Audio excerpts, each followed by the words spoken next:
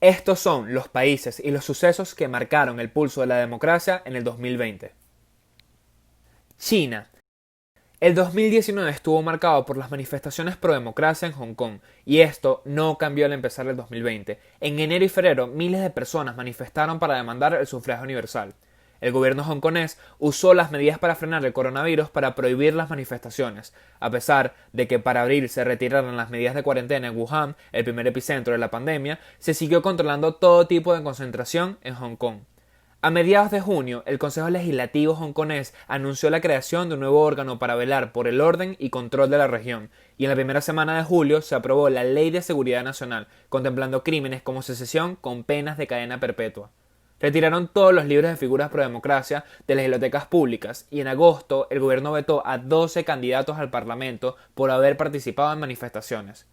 En septiembre, el gobierno hongkonés anunció que comenzaría a determinar los medios que podrían cubrir las protestas, despertando así nuevas manifestaciones. Para noviembre, la policía de Hong Kong arrestó a 7 legisladores pro democracia por sospecha de desacato e interferencia del Consejo Legislativo, y 2 semanas más tarde, todos los diputados pro democracia renunciaron grupalmente luego de que se expulsaran a 4 miembros de su partido por amenazar la seguridad nacional.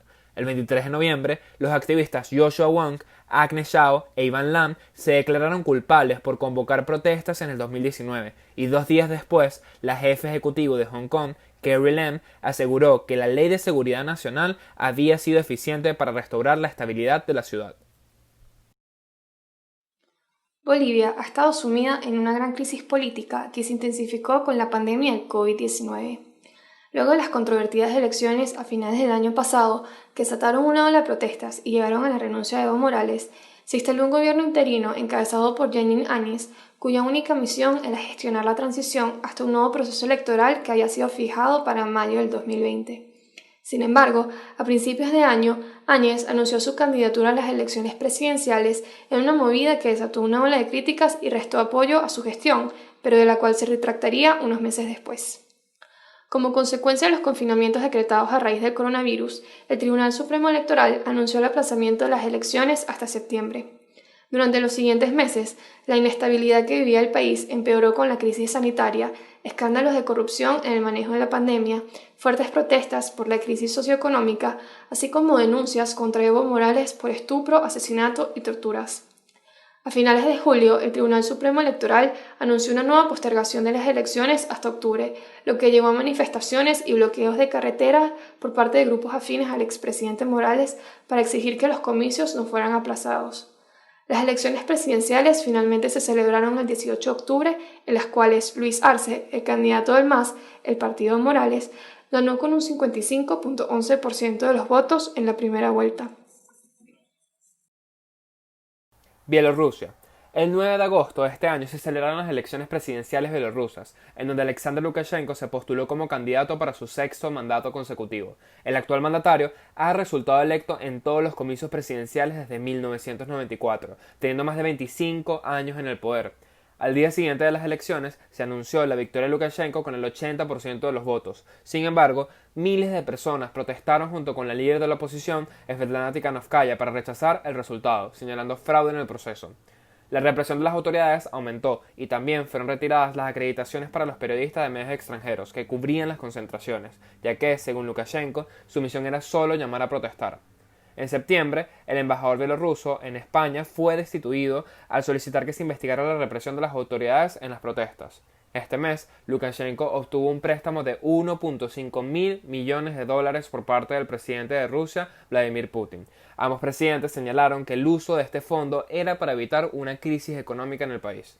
Lukashenko realizó su ceremonia de investidura en el cargo para su sexto mandato. Sin embargo, el alto representante de la Unión Europea, Josep Borrell, anunció que no se reconocería su inauguración ya que carecía de legitimidad democrática. El Ministerio del Interior bielorruso anunció el 21 de diciembre que la policía había creado una base de datos con información de las personas que han participado en las protestas, lo cual representa, de acuerdo con la oposición y algunas organizaciones de derechos civiles, un nuevo mecanismo para tomar represalias contra los manifestantes. En el mes de enero, el presidente Donald Trump se enfrentó a un juicio político en el que fue acusado de abuso de poder y obstrucción al Congreso, pero fue absuelto de todos los cargos por el Senado. En mayo, la muerte de George Floyd, un ciudadano de color asfixiado por un policía que presionó con la rodilla el cuello de Floyd mientras lo arrestaba, desató una ola de protestas contra la violencia policial y el racismo sistemático en el país. Las manifestaciones, que duraron varias semanas, tuvieron numerosos enfrentamientos con las fuerzas de seguridad y llegaron a tornarse violentas en algunos lugares, en los que incluso se presentaron saqueos. En agosto, el ex vicepresidente Joe Biden fue oficialmente nominado como el candidato por el Partido Demócrata para las elecciones, tras imponerse frente a miembros del ala más progresista del partido en primarias por la candidatura. La muerte de la juez de la Corte Suprema Ruth Bader Ginsburg causó fuertes debates entre demócratas y republicanos sobre su reemplazo en la Corte. El sucesor de Ginsburg para el cargo vitalicio debía ser nominado por Trump, pero los demócratas insistían en retrasar la selección hasta después de las elecciones, alegando que era un caso similar al de 4 años antes, con el último miembro de la Corte que debía ser nombrado por Obama, pero fue bloqueado por el Senado. A pesar de esto, Trump, con el apoyo del Senado, seleccionó a Amy Coney Barrett, de tendencia conservadora, como la nueva juez a finales de septiembre, aumentando la mayoría conservadora en la Corte. A principios de noviembre se llevaron a cabo las elecciones presidenciales. Después de varios días de conteo, Biden obtuvo suficientes votos electorales para ser nombrado ganador de la elección presidencial. Sin embargo, Trump se ha rehusado a aceptar los resultados, alegando que el proceso fue fraudulento.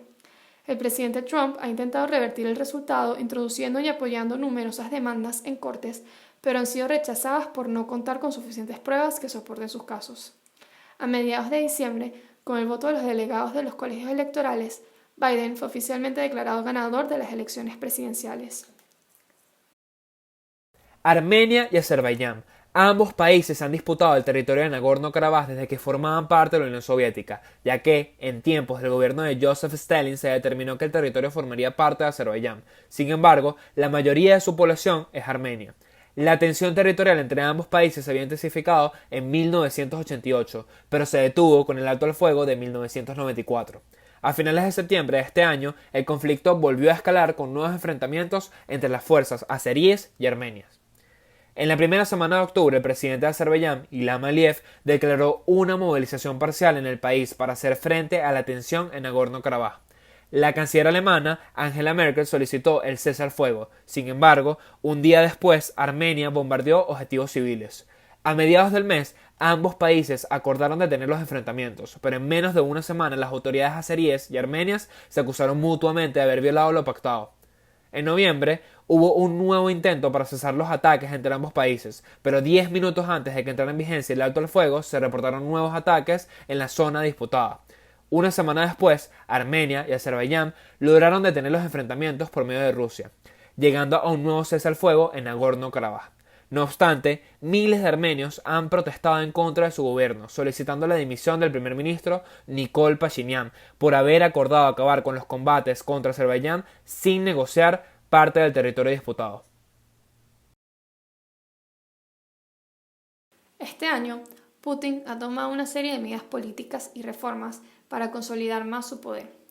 La primera de ellas fue un referéndum constitucional aprobado por el 78% de los rusos. Los cambios a la Constitución incluían, entre otras cosas, la introducción de un mecanismo que permitirá a Putin volver a postularse presidente para 2 nuevos términos, con lo que podría mantenerse en el poder hasta el 2036. La oposición, así como grupos de monitoreo independientes, denunciaron numerosas irregularidades en el proceso y lo catalogaron como ilegítimo. En ese mismo mes, miles de personas protestaron en la región de Yabarovsk durante varias semanas en contra del arresto de su gobernador de oposición, Sergei Furgal. Furgal fue arrestado por su presunta participación en la organización de varios homicidios hace 15 años, pero sus simpatizantes aseguran que su arresto tuvo motivaciones políticas. En agosto, uno de los principales dirigentes opositores, Alexei Navalny, tuvo que ser hospitalizado de urgencia luego de haber sido envenenado con un agente nervioso químico de la familia Novichok. Investigaciones periodísticas han encontrado evidencias de que el gobierno ruso fue responsable del envenenamiento, pero Putin niega su involucramiento en el hecho. En diciembre, parlamentarios rusos respaldaron un proyecto de ley que permitirá a Moscú bloquear las redes sociales estadounidenses. Perú. En enero de este año se llevaron a cabo las elecciones parlamentarias en Perú, dando como resultado un Congreso fragmentado en donde ningún partido contaba con la mayoría para gobernar. 10 partidos lograron formar parte del cuerpo legislativo, donde los fujimoristas y sus aliados fueron los grandes perdedores de las elecciones. En agosto, el Pleno Legislativo negó el voto de confianza a un nuevo gabinete ministerial presentado por el presidente Martín Vizcarra. Un mes después, el Congreso aprobó someter a juicio a Vizcarra por incapacidad moral, al ser acusado de instigar a colaboradores a mentir sobre la contratación de un cantante. El Congreso terminó rechazando la moción de vacancia contra el presidente con 32 votos a favor, 78 en contra y 15 abstenciones. En noviembre, el cuerpo legislativo aprobó el trámite de una segunda moción de censura contra el presidente, cuyo juicio terminó con la destitución de Vizcarra con 105 votos a favor de aprobar la moción de vacancia. El día después del juicio político, el presidente del Congreso, Manuel Merino, asumió la presidencia de Perú en medio de violentas protestas. Las manifestaciones se intensificaron esa misma semana y con ello surgieron decenas de heridos y varios muertos, generando un alto nivel de inestabilidad política que llevó al presidente interino a renunciar. Finalmente, el Congreso eligió al legislador Francisco Sagasti, miembro del Partido Morado, como el tercer presidente en este mes. Su partido fue el único que no votó a favor de la moción de vacancia contra la presidencia de Vizcarra.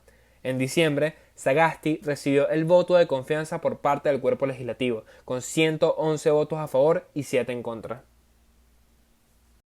Este fue un breve recuento de lo que pasó este 2020 a través de 8 países del mundo. Si este 2021 quieres mantenerte al tanto de lo que sucede semana tras semana, síguenos en nuestras redes y te mantendremos informado.